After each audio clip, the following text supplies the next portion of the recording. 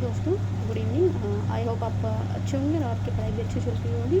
जैसे कि आपने थंबनेल में देखी कि कि मैं किस बारे में बात करने आई हूँ। मैं UG sorry RRB UG NTPC के बारे में बात करने आई कि मेरा पेपर कैसा गया है। चलो जी स्टार्ट करते हैं। जैसे कि मेरा पेपर 18 जून को था, तो 18 जून को थर्ड शिफ्ट थी मेरी। तो जैसे मेरा सेंटर के आसपास ही गया था, मतलब मेरे घर से 1-1.5 घंटे का रास्ता था। तो मैं अकेली ही गई थी पेपर देने। मोस्टली भाई जाते हैं। तो जैसे कि मैं गई, तो आपको पता ही है कि सब्जेक्ट कौन कौन से होते हैं। इसमें 3 सब्जेक्ट होते हैं, एक जीएस होती है, मैथ होती है और रीजनिंग होती है। तो उसमें से मैंने जीएस के बाद लेती हूँ, जीएस से स्टार्ट करती हूँ। इसमें से मैंने जीएस में 40 में से 22 क्वेश्चन करे, और मैथ में मैंने 30 में से 23 क्वेश्चन करे, और मैंने रीजनिंग में 30 में से मैंने 30 क्वेश्चन करे। पेपर का लेवल बता दूँ तो पेपर इजी टू मॉडरेट था। पेपर इतना हार्ड भी नहीं था, ना ही ईजी था। बस ये है कि इजीली अगर जो पढ़ता है, जो पढ़ाई करता है कंटिन्यू, वो आराम से कर सकता था 85 के आसपास क्वेश्चन। तो मैंने भी ऐसे ही क्वेश्चन करे। जैसे कि मैंने पहले जीएस करी, जीएस से फिर मैंने मैथ और रीजनिंग करी, रीजनिंग से मैंने मैथ करी।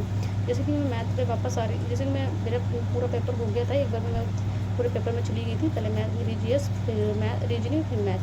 फिर उसके बाद मैं वापस रिटर्न आ रही थी। उसके बाद मैंने 2 क्वेश्चन और करे मैथ में, जो कि मेरे 25 क्वेश्चन हो गए। और फिर जो 5 क्वेश्चन बचे थे मेरे मैथ में, वो 2-3 एडवांस के थे और सेल्फ सिम्प्लीफिकेशन के थे, जो मैंने करने की कोशिश करी थी वो नहीं हुआ। मैंने 2 बार क्वेश्चन करने की कोशिश करी, लेकिन वो हुआ ही नहीं। तो फिर मैंने स्किप कर दिया। मेरे नेगेटिव मार्किंग है, नंबर कटेंगे, इसलिए मैंने छोड़ देती हूँ। तो मैंने छोड़ दिया। तो ऐसे करके फिर टाइमिंग हो गया था। फिर मैंने जब सबमिट किया तो मुझे लगा था कि मैंने शायद 85 के आसपास या 88 के आसपास क्वेश्चन करे होंगे, जिस तरह से मैंने करा था।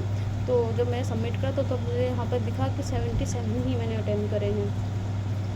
काफ़ी वो लगा कि यार मैंने 77 कैसे, कम से कम 80 तो कर ही देती, लेकिन 77 ही करें। तो देखते अब क्या होता है, कैसा, कितने मैंने गलती करी है, कितने नहीं, कितने नंबर कटेंगे। वैसे तो चांस जीएस में ही है हल्का फुल्का, कि अगर जीएस में मेरे 1-2 क्वेश्चन गलत जा सकते हैं। वैसे रीजनिंग और मैथ में तो कम ही होते हैं, सीधी मिस्टेक से ही गलत होता है रीजनिंग मैथ में तो, क्योंकि मैथ में भी क्वेश्चन से निकलते हैं और रीजनिंग में क्वेश्चन से निकल जाते हैं आराम से। जिसके आंसर निकल जाते हैं उसको हम लगा देते हैं, तो मतलब हमारा ठीक आंसर भी निकलने की बात होती है उसमें। तो वही तो हमारे जीएस में ही गलत हो सकता है। अब जितना है कि मेरे 77 है, अगर मेरे 5 क्वेश्चन, मैं अपना आप से लगा के चलो, अगर मेरे 5 भी क्वेश्चन गलत गए हैं तो फिर भी मैं 70 के आसपास ही रहूँगी, क्योंकि 69 के आसपास ही होगा मेरा, क्योंकि दोनों इसमें कट जाएंगे। तो देखते हैं। मैं अपना लगा के चल रही थी कि कम से कम मेरे नंबर आने चाहिए 75 तो मेरे इसमें आ जाने चाहिए, क्योंकि लास्ट कट ऑफ सीबीटी बन के उसकी 72 हुई थी। एक्चुअली मैंने चंडीगढ़ जोन से भरा था, इस वजह से। तो अब पता नहीं क्या होता है। आप अभी जिसने भी फॉर्म भरा है, जिसने भी पेपर दिया है, तो प्लीज़ मुझे कमेंट्स करें और बताएं आपका पेपर कैसे गया। Thank you.